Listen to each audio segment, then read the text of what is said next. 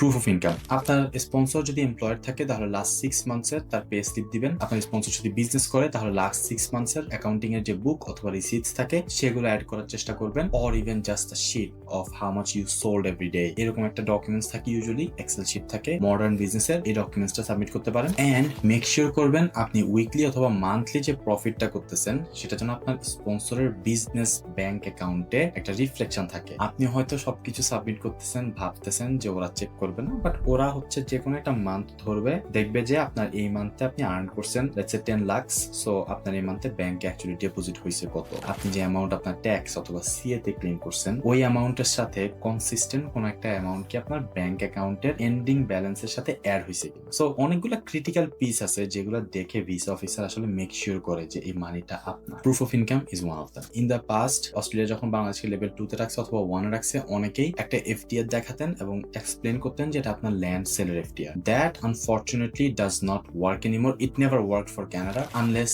You have the trace of the money, যে এই হচ্ছে আপনার বায়ার, তার অ্যাকাউন্ট থেকে আপনার অ্যাকাউন্টে মানিটা আসছে। একটা ট্রেল যদি আপনি দেখাতে পারেন, এনি কান্ট্রি উইল অ্যাকসেপ্টেড। এখন থেকে আপনি যদি কোনো ধরনের ল্যান্ড সেল দেখাতে চান, মেক শিওর করবেন 100% আপনার কাছে ওটার পেপার ট্রেল আছে, আদারওয়াইজ দে ওয়ন্ট অ্যাকসেপ্ট।